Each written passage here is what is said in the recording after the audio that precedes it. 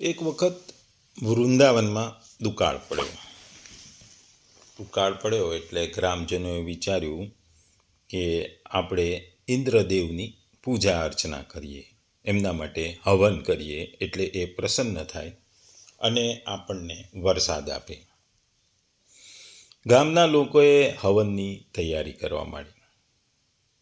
આ દરમિયાન બાળકૃષ્ણ એટલે ભગવાન કૃષ્ણનું બાળ સ્વરૂપ એ વખતે વૃંદાવનમાં હતા. એમણે ગ્રામજનોને કીધું કે વરસાદ ઇન્દ્રદેવને લીધે પડતો નથી. વરસાદ વૃંદાવનમાં પડવાનું મુખ્ય કારણ આ પર્વત છે, આ ગોવર્ધન પર્વત છે, જે વાદળોને રોકી રાખે છે. વરસાદ પડે છે, પાણીને રોકી રાખી તળાવ બનાવે છે અને આ પર્વત ઉપર જુદી જુદી વનસ્પતિઓ જે થાય છે એ બધી ગોવર્ધન પર્વત પરથી વનસ્પતિઓ આપણા પશુ પક્ષીઓને ખાવામાં કામમાં આવે છે. એટલે એમણે કીધું કે તમારે સૌએ ગોવર્ધનની પૂજા કરવી જોઈએ. ગામજનોને કૃષ્ણ પર બહુ વિશ્વાસ હતો એટલે એમણે ગોવર્ધનની પૂજા ચાલુ કરી. ગોવર્ધનની પૂજા ચાલુ કરી આ જોઈને ઇન્દ્રદેવ ખૂબ કોપાયમાન થયા. એમનો ગુસ્સો 7મે આસમાને ચડી ગયો. એ દેવોના રાજા હતા એટલે એમને થયું કે આ લોકો મારું અપમાન કરી રહ્યા છે. હું વરસાદનો મુખ્ય કારણ છું, છતાં આ લોકો ગોવર્ધનને પૂજી રહ્યા છે. એટલે એણે ગામજનો વૃંદાવનના લોકોને હેરાન કરવા માટે પોતાને વાદળોને કીધું કે તમે વરસો, એટલું બધું વરસો કે ગામના લોકો ત્રાહિમામ પોકારી જાય. પછી વૃંદાવનમાં ખૂબ જ ભારે વરસાદ થયો. ગામમાં પાણી ભરાવા લાગ્યું, નદી નાળાઓ પણ છલકાવા લાગ્યા. ગામના લોકો ભયભીત થઈ ગયા. એટલે એમણે કૃષ્ણને કીધું કે ભાઈ આ તો પૂર આવી ગયું, ઇન્દ્રદેવ કોપાયમાન થઈ ગયા. એટલે કૃષ્ણ ભગવાન એમને ગોવર્ધન પર્વત જોડે લઈ ગયા. ભગવાને ગોવર્ધનને પોતાની ટચલી આંગળીથી ઉચક્યો અને ગામજનોને ગોવર્ધન પર્વતની નીચે આશ્રય આપ્યો. સતત 7 દિવસ આ વરસાદ, ભારે વરસાદ ચાલુ રહ્યો. ઇન્દ્ર કોપાયમાન રહ્યા અને વરસાદ ચાલુ રહ્યો. ભગવાન કૃષ્ણએ પોતાની ટચલી આંગળીથી ઉચકેલા ગોવર્ધનને 7 દિવસ એમ જ રાખ્યો અને ગામજનોને પાણીથી, વરસાદથી, પૂરથી બચાવ્યા. આટલું બધું થયા પછી ઇન્દ્રદેવને થયું કે હું ક્યાંક ભૂલ ખાઉં છું, ક્યાંક મારી ભૂલ થાય છે. એટલે છેવટે એને પોતાની ભૂલ ખબર પડી. એને થયું કે ભગવાન તે દેવોના દેવ અને દેવોના ઉપર પણ જે રાજ કરે છે ભગવાન કૃષ્ણ પોતે ત્યાં છે. એમણે ગોવર્ધનને ઉચકીને ગામજનોને બતાવે છે હું વરસાદ પાડું છું, એ મારું અભિમાન છે ને આ અભિમાન એ મારું અભિમાન છે એ તોડી નાખ્યું ભગવાને. ઇન્દ્રદેવે પછી આવીને ભગવાનની માફી માંગી અને ભગવાને એમને માફ પણ કરી દીધા. એટલે આ વાર્તામાં એવું છે કે ભગવાન એ દેવોને પણથી ઉપર છે અને દેવોને પણ એમણે માફ કર્યા, દેવોનો પણ અભિમાન એમણે ઉતાર્યું. એવી જ વાત આ શ્લોકમાં કરવામાં આવી છે. અહીં ભગવાન પોતે જે નૈસર્ગિક સંપત્તિ છે એની વાત કરે છે, એના એ માલિક છે. ભગવદ્ ગીતાનો અધ્યાય 9મો પરમ ગુહ્ય જ્ઞાન અને એનો શ્લોક 19મો જે પરમાત્માના સર્વવ્યાપી પ્રકૃતિનું ભાર મૂકે છે. શ્લોક આ મુજબ છે: તપામી અહમ વર્ષ નિગૃહામી ઉત્સર્જામી ચ અમૃતમ ચૈવ મૃત્યુશ્ચ સદસચ્ચાહમ અર્જુન. ગુજરાતીમાં જો આ શ્લોકને કહીએ તો, હે અર્જુન, હું જ ઉષ્ણતા આપું છું અને હું જ વરસાદને રોકી રાખું છું તથા મોકલું છું. હું અમરત્વ છું અને સાક્ષાત મૃત્યુ પણ હું છું. ચેતન તત્વ તથા જળ તત્વ બંને મારા જ છે. બીજા શબ્દોમાં ગુજરાતીમાં જો આ શ્લોકને કહીએ તો, હું જ સૂર્ય રૂપે તપું છું વર્ષાને સમુદ્ર વગેરે સ્થાનોમાંથી ખેંચું છું અને તેને વરસાવું છું. હે અર્જુન, હું જ અમૃત છું અને મૃત્યુ છું તથા સત અસત પણ હું છું.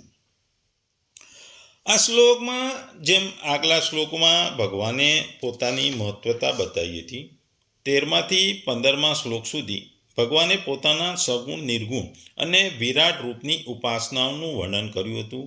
પછી 19મા શ્લોક સુધી સમગ્ર વિશ્વને પોતાનું આ સ્વરૂપ બતાવ્યું છે.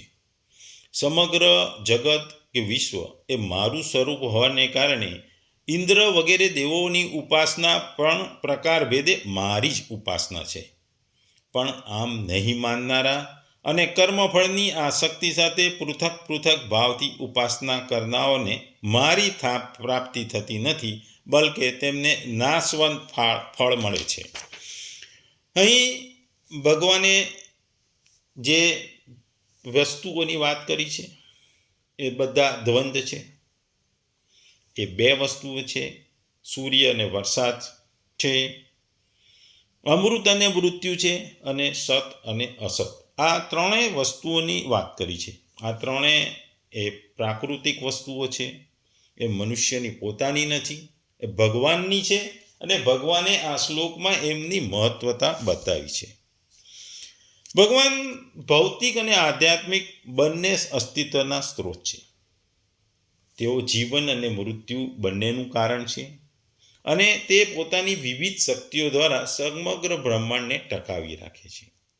તમામ સૃષ્ટિનો સ્ત્રોત ભગવાન છે. જેમ કે સૂર્ય, વરસાદ, દરેક વસ્તુઓનો સર્જક અંતિમ ભગવાન છે. જીવ અને મૃત્યુ ભગવાન જીવ આપનારા છે અને જીવ લેનારા છે. ભગવાન અસ્તિત્વના બધા આધ્યાત્મિક અને ભૌતિક પાસા છે. બધી જ વસ્તુઓ પાછળની અંતર્ગત વાસ્તવિકતા પણ ભગવાન છે. આ શ્લોક આપણને શીખવે છે કે ભગવાન બ્રહ્માંડના સર્વોચ્ચ નિયંત્રક છે અને બધું આખરે તેમની સાથે જોડાયેલું છે અને તેમના વગર આ બધી વસ્તુઓ શક્ય નથી. તે આપણને એમની ઈચ્છાને શરણે થવા અને જન્મ મૃત્યુના ચક્રમાંથી મુક્તિ માટે આશ્રય લેવા ભગવાન પ્રોત્સાહિત કરે છે.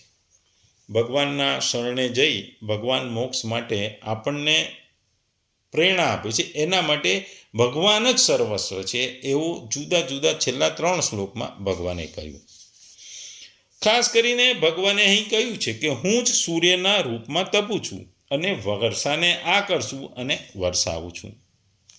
એનો કહેવાનો મતલબ ભગવાનનો એવો ભાવ છે કે સૂર્ય પોતાના કિરણો વડે સમગ્ર જગતને ઉષ્ણતામાન અને પ્રકાશ આપે છે. સૂર્ય હંમેશા ગરમી તો આપે છે. આપણે જોયું છે કે સૂર્યના કિરણો લેવાથી પણ શરીરને પણ ફાયદો થાય છે. આપણા શરીરમાં તંદુરસ્તી જાળવવા માટે સૂર્યના પ્રકાશની ખૂબ જ જરૂર છે. આપણને ખબર છે કે મૂળ તત્વ વિટામિન ડી એ સૂર્યપ્રકાશથી જ આપણને મળે છે.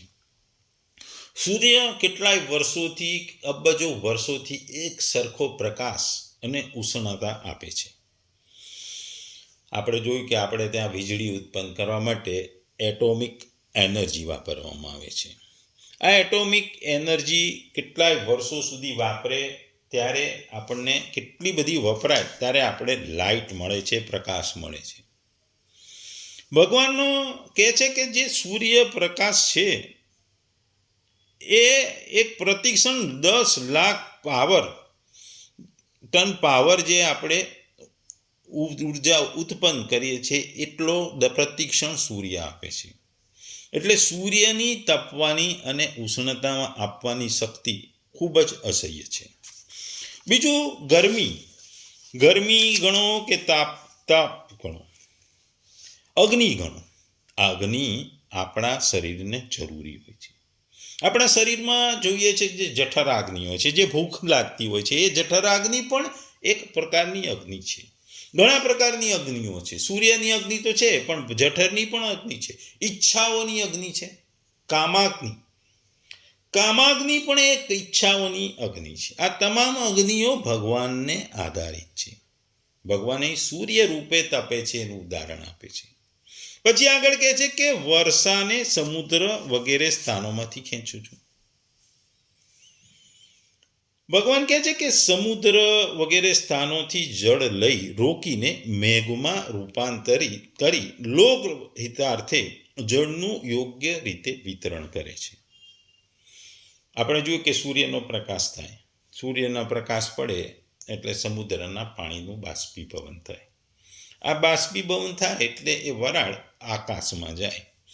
આકાશમાં વરાળ ધીરે ધીરે વાદળોમાં બનાવે અને વાદળોમાંથી વરસાદ પડે. આ વરસાદથી પાણી આપણને મળે અને સમગ્ર સૃષ્ટિને જળચર પ્રાણીઓ હોય, વનસ્પતિઓ હોય, પશુ પક્ષી, માનવ દરેકને પાણીની જરૂર પડે છે.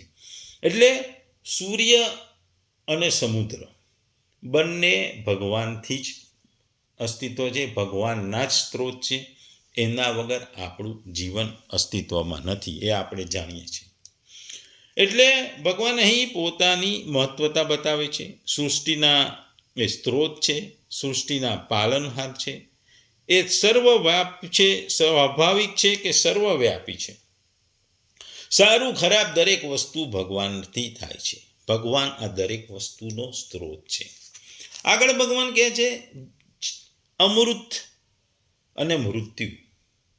અમૃત એટલે કે આપણે અમૃત પીએ તો જીવતા રહીએ કાયમ, અને મૃત્યુ એ માણસનું છેલ્લું પગથિયું છે.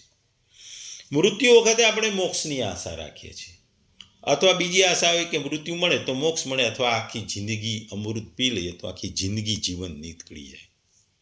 આપણે જાણીએ કે જે પાન કરવાથી મનુષ્યના મૃત્યુ વશમાં થતું નથી ને અમર થઈ જાય છે, એને આપણે અમૃત કહીએ છીએ.